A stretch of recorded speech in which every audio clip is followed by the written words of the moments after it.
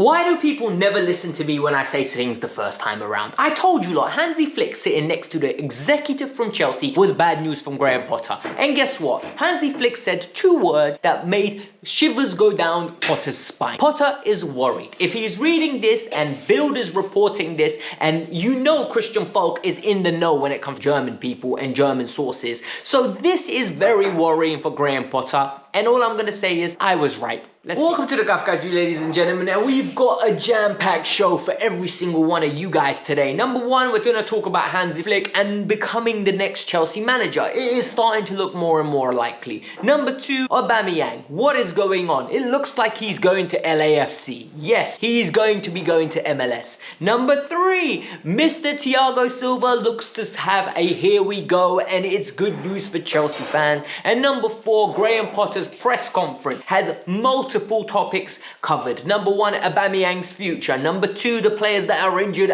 and out of the game. Number three, Cucurella's bad form. And number four, his views on the Super League. This video is going to be fun, insightful, and every single one of you knows the running order and you're still here. That means you're here to stay. So do me one massive favor. Hit the like button. We're aiming for 1,000 likes. Subscribe to the channel because it goes a long way and we're aiming for 25k. And the final one in the pinned comment is my Instagram. Go and follow me there, hit me up in the DMs with your football related questions, and let's build a community where we interact to each other. Let's get on with the news, because I love to tell people I told you. Ladies, gentlemen, bratochi, every single one of you, I've told you this many times before.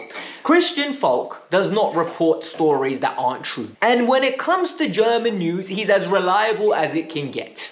And now, all of a sudden, when I told you like Hansi Flick being at Chelsea was a bad sign, a bad omen, almost bad faith from the Chelsea executives to do it so publicly, to disrespect Graham Potter in that way, you lot told me I was reaching. But now news is coming out from Germany that Mr. Hansi Flick was asked, are you interested in the Chelsea job? And he said the 2 words that are gonna send shivers, like I said, down Graham Potter's spine. No comment. That's worse than saying I am. Because I am at least tells Potter, I need to fix up and fix this bad issue. No comment is, I am not answering that question because I don't want to get myself in trouble. But he did not deny speaking to Chelsea. He did not deny being interested in the job. And more importantly, he didn't say I'm happy with the Germany job. The job that he's currently taking. Guys, Hansi Flick is not stupid. He knows this is a premium job. This guy's already won 6 trophies with Bayern Munich. Do you really think he's not going to be interested in Chelsea after the investment that we've made of £600 million in 2 transfer windows? He's got an arsenal of players that are designed to play his style of football. Pass and move. Wingers that are direct. A decent false 9 in Kai Havertz, who he already manages and knows how to get the best out of. We've seen it. He really has developed Kai Havertz well when he plays for the German team. People are going to say he had a bad World Cup. He had 1 bad game. The other 2 he was very good and finished as their top goal scorer at the World Cup. So enough with the hyperbole of how bad he is. The reality is Kai Havertz under Hansi Flick is going to be something I can't wait to see. Hopefully, we do get Hansi Flick in the future, but Potter needs to save his job. And now, let's move on with the rest. Now on to Aubameyang. Look, something happened behind closed doors and we don't know. Like Jay Hart says, close the door behind you because whatever happens in here stays in here. But we're never going to find out, right, what actually happened between Aubameyang and Potter. Because the reality is, all of a sudden, all the reports are coming out and saying Aubameyang's going to LA FC. This makes no sense to me. We have 2 strikers that are fit, if you don't count Aubameyang. Broja's injured. Fofana, who could be going to Galatasaray for a 1.5-year loan. And all of a sudden, you just got Kai Havertz. It's not making sense. Reports are saying that Aubameyang is going to be going to LAFC on a loan where Chelsea cover 100% of his wages. That basically means we're telling him, get out, leave right now. It's the end of you and me, JoJo style, right? If you guys know the reference, you know the reference. And all of a sudden now, I'm confused. Because Potter comes out in his press conference today and said he's trained well, there is no update, he's been acting well around the dressing room, because you know there's a stigma around Aubameyang that he doesn't behave himself, which is not true actually. He might be late every now and then, but he's actually a model professional whenever you look at him, and the stories you hear from Tuchel speaks of him in such a divine light that he literally paid £11 million to get him out of a contract at Barcelona. Almost tried to give him the keys to his car now this season. And I trust Tuchel's judgment of character. So it doesn't make sense to me what is happening. But something happened behind closed doors. And LAFC is just a weird club, because what I know from my understanding of MLS and LAFC's approach to football, they're very big on acquiring players that are under the age of 24. They want to develop them and compete in MLS to be one of the best teams, but they're happy to sell the players on to Europe. And they're happy to be a great breeding ground for the next best thing from North American talent. Yet now they're going to take Aubameyang. Yes, he's free. What is he going to add to them apart from goals? And even that, is he going to still be at the level required with the limelight that LA gives you?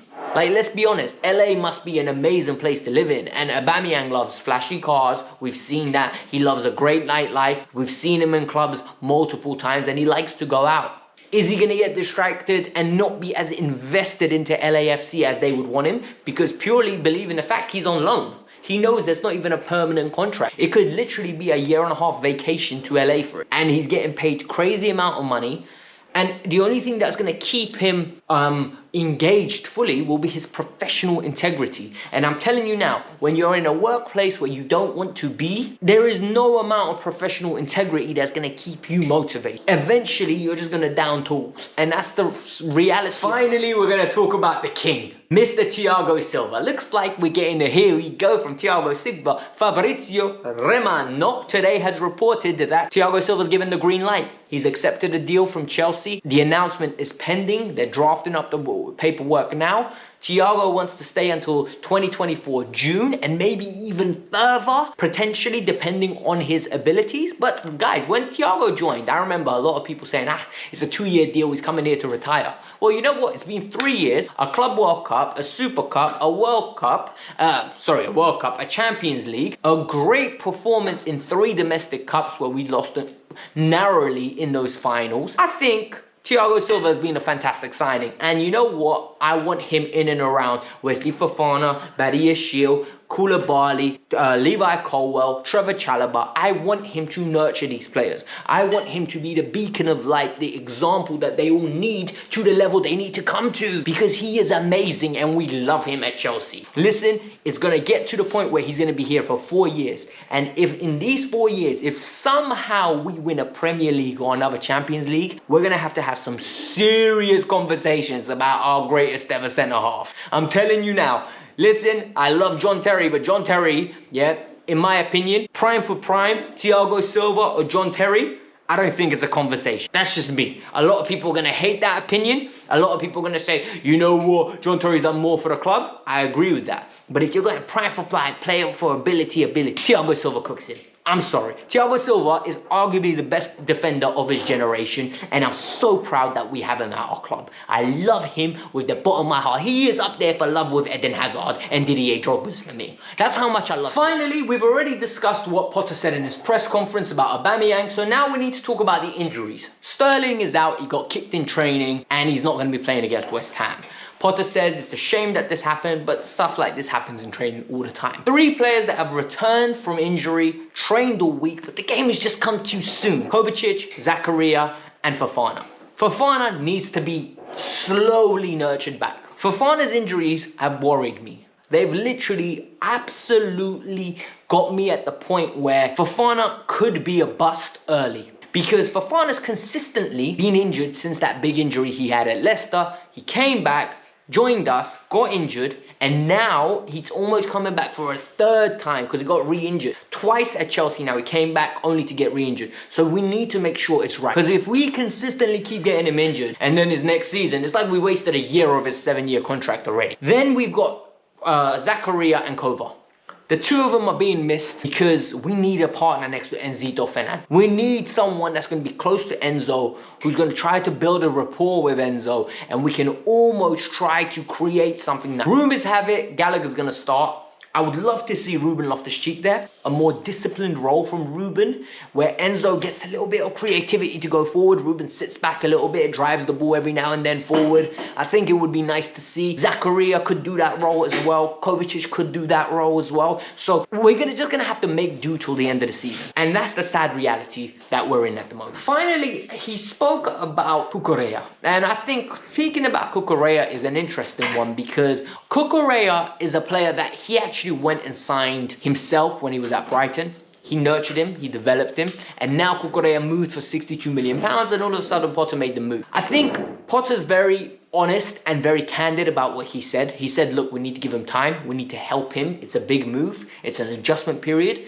And I think this is a good way to look at it. The only issue I have here is that we've invested a lot of money into Cucurella, and he needs to start bucking up his ideas and starting to get some nice, consistent performances on a run of games.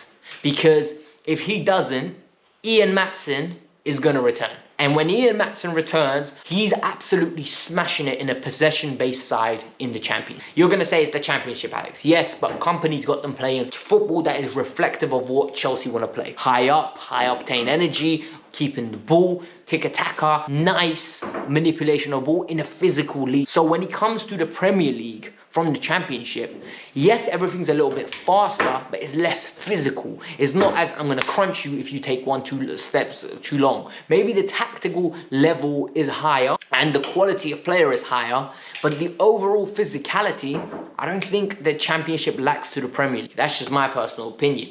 So it's going to be very interesting to see what happens with Ian Maatsen. Ben Chilwell's another one. We've got a good three-way battle for our left-back starting spot and the backup position. So personally, I can't wait to see what happens. Overall though, guys, we've got a massive game tomorrow. We need to beat West Ham. I'm going with a win. Surely we're going to win this game. Joao Felix is back. We're going to see Mikhailo Mudryk. We're going to see Madueke. We're going to see Kai Havertz, hopefully. Mason Mount might be in the team. We don't know. Enzo Fernandez. Look, it just feels like an all-star team at this moment in time. It's going to get used to for me to see these players in our kit. And hopefully we beat them 2-1, 2-0. I would love 3-4, but I just don't see us scoring 3-4. So I'm going to say that we're going to win this game just about. But hit the like button, subscribe to the channel. Let me know your thoughts. And I'm out of here. Peace out.